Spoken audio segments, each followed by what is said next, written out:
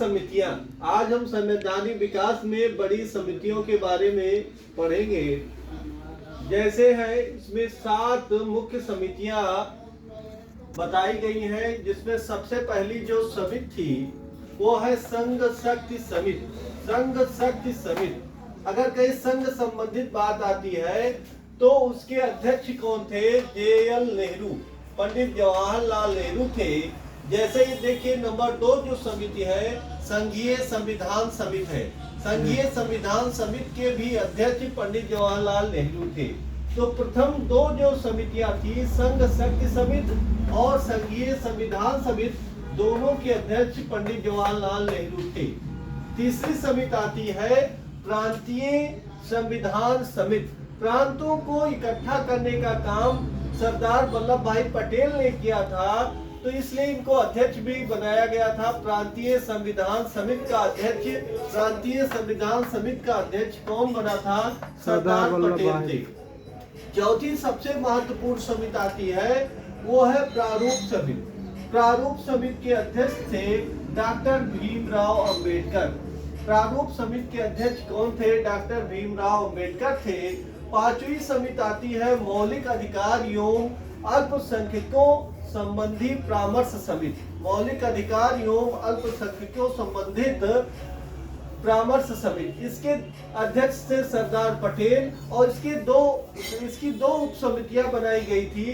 पहली है मौलिक अधिकार उप समिति और दूसरी है अल्पसंख्यक उप समिति। मौलिक अधिकार उप समिति और अल्पसंख्यक उप समिति। मौलिक अधिकार उप समिति के अध्यक्ष थे JB कृपलानी।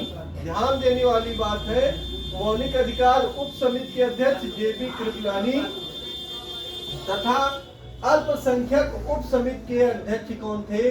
HC मुखर्जी थे। HC मुखर्जी अल्पसंख्यक उप समिति के अध्यक्ष थे।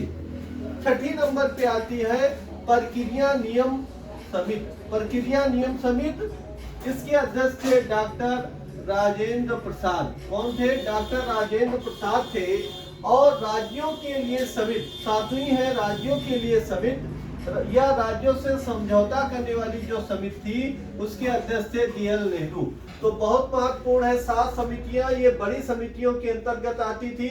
संघ शक्ति समिति पंडित जवाहरलाल नेहरू, संघीय संविधान समिति पंडित जवाहरलाल नेहरू, प्रांतीय संविधान समिति सरदार पटेल और चौथी है प्रारूप समिति डॉक्टर भीमराव अंबेडकर। ये चारों तो वेरी इंपॉर्टेंट है परीक्षा की दृष्टि से। पांचवी आती है मौलिक अधिकार एवं अल्पसंख्यकों संबंधित परामर्श समिति, जिसके अध्यक्ष थे सरदार पटेल, जिसको 2 भागों में बांटा गया। पहला है मौलिक अधिकार उप समिति, JB कृपलानी अध्यक्ष थे, और दूसरा है अल्पसंख्यक उप समिति HC मुखर्जी, जिसके अध्यक्ष थे। छठी आती है प्रक्रिया नियम समिति डॉक्टर राजेंद्र प्रसाद, और सातवीं है राज्यों के लिए समिति या राज्यों से समझौता करने वाली समिति थी, जिसके अध्यक्ष थे पंडित जवाहरलाल नेहरू। इस तरीके से ये समितियां हुई। अब इसके बाद आते हैं जो सबसे महत्वपूर्ण समिति है प्रारूप समिति। थोड़ा सा प्रारूप समिति को अलग से ध्यान देते हैं। तो प्रारूप समिति का जो गठन हुआ था 29 अगस्त 1947 को हुआ था। कब हुआ था? 29 अगस्त 1947 को। 29 अगस्त 1947 को प्रारूप समिति का गठन हुआ और 30 अगस्त 1900, एक दिन बाद 30 अगस्त 1947 को इसकी पहली बैठक संपन्न हुई, जिसमें BR अम्बेडकर, डॉक्टर भीमराव अम्बेडकर को अध्यक्ष चुन लिया गया। तो प्रारूप समिति के अध्यक्ष कौन है? ये बहुत बार प्रश्न पूछा गया है। डॉक्टर भीमराव अंबेडकर थे किसके? प्रारूप समिति के अध्यक्ष, जिनका चुनाव 30 अगस्त 1947 को पहली ही बैठक में कर लिया गया था। अब प्रारूप समिति में जो अन्य सदस्य थे, इस समिति को सहयोग करने के लिए 7 अन्य सदस्य थे। वो सदस्य थे, पहले हुए BR अम्बेडकर, N गोपाल स्वामी अयंगर, तीसरे हैं अल्लादी कृष्ण स्वामी अय्यर, चौथे हैं डॉक्टर KM मुंशी, ये भी बहुत विद्वान व्यक्ति थे, और पांचवे हैं सैयद मोहम्मद सादुल्ला, छठे हैं N माधव राव। N माधव राव से और TT कृष्णाचारी से प्रश्न आता है। तो N माधव राव बीएल मित्र के त्याग पत्र के पश्चात बने थे। ये प्रश्न आता है कि जैसे टीटी कृपाचारी डीपी खेतान की मृत्यु के पश्चात बने थे, तो इसमें पूछा जाता है त्याग पत्र के पश्चात कौन बना था, प्रारूप समिति का सदस्य कौन बना था त्याग पत्र के पश्चात। तो बीएल मित्र ने त्याग पत्र दिया तो कौन बने, एन माधव राव और टीटी कृपाचारी ये डीपी खेतान की मृत्यु के बाद इनकी नियुक्ति हुई थी टीटी कृपाचारी की। तो त्याग पत्र से बने माधव राव बने थे और डीपी खेतान जो है वो मृत्यु के पश्चात डीपी खेतान की मृत्यु के पश्चात टीटी कृपाचारी बने थे। तो ये 7 सदस्य हैं। कितने सदस्य हैं, 7 सदस्य हैं और सातों जो सदस्य हैं ये प्रारूप समिति के अध्यक्ष हैं। और एक ध्यान देने वाली बात है, इन सातों सदस्यों में अधिकतर सदस्यों के नाम जो है भगवान श्री कृष्ण के नाम के आधार पर ही उनका नाम है। देखो इसमें भी गोपाल है, भगवान श्री कृष्ण की पर्यायवाची है, ये कृष्ण हई है?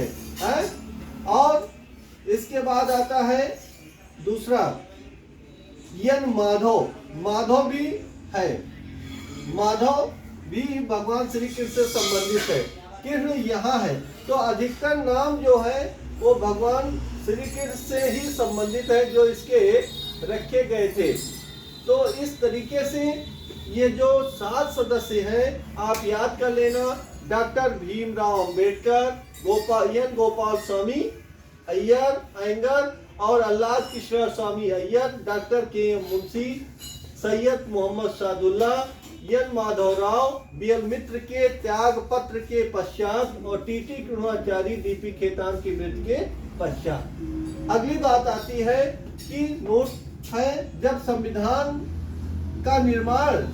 निर्माण का कार्य किया जाता था तो उस समय अध्यक्ष का काम डॉक्टर राजेंद्र प्रसाद करते थे। कौन करता था, संविधान निर्माण का काम किया जाता था तो उस सभा की अध्यक्षता डॉक्टर राजेंद्र प्रसाद करते थे। और जब संविधान सभा विधायिका के रूप में कार्य करती थी, किसके रूप में, विधायिका के रूप में, तब वहां पे जीवी मावलंकर, गणेश वासुदेव मावलंकर अध्यक्ष हुआ करते थे। जब संविधान निर्माण हो तब अध्यक्ष कौन होता था, राजेंद्र प्रसाद। लेकिन जब वो वही सभा संविधान सभा विधायिका के रूप में कार्य करती थी तब अध्यक्षता जीवी मावलंकर किया करते थे। संविधान जब बनकर तैयार हुआ तो संविधान बनकर जब तैयार हुआ तो संविधान पर हस्ताक्षर कितने लोगों ने किया, तो 284 लोगों ने हस्ताक्षर किया। और हस्ताक्षर सबसे पहले पंडित जवाहरलाल नेहरू ने किया था। यहाँ कभी कभी आपको विकल्प मिलेगा कि पंडित जवाहरलाल नेहरू, डॉक्टर राजेंद्र प्रसाद और अन्य, तो वहाँ ध्यान देना कि राजेंद्र प्रसाद प्रथम हस्ताक्षर नहीं किए थे संविधान की उस पे सीट पे। सबसे पहले किसने किया था, तो पंडित जवाहरलाल नेहरू ने किया था। 26 नवंबर 1949 को 16 अनुच्छेद लागू कर दिए गए थे। कुछ भाग को अंगीकृत किया गया तो 26 नवंबर 1949 को 16 अनुच्छेद लागू किए गए, जिसमें नागरिकता है, अन्य कुछ अनुच्छेद थे जिनको लागू कर दिया गया था। 24 जनवरी 1950 को राजेंद्र प्रसाद को राष्ट्रपति चुना गया, राष्ट्रपति के रूप में चुन लिए गए। और उसी दिन राष्ट्रीय गीत और राष्ट्रीय गान को भारतीय संविधान के द्वारा अपनाया गया। तो इस तरीके से ये बड़ी समितियों से संबंधित और प्रारूप समिति से संबंधित तथ्य थे। बहुत ही महत्वपूर्ण तथ्य है, इनको आप नोट करिए। हमारे वीडियो को लाइक, सब्सक्राइब, शेयर करना ना भूलें। धन्यवाद।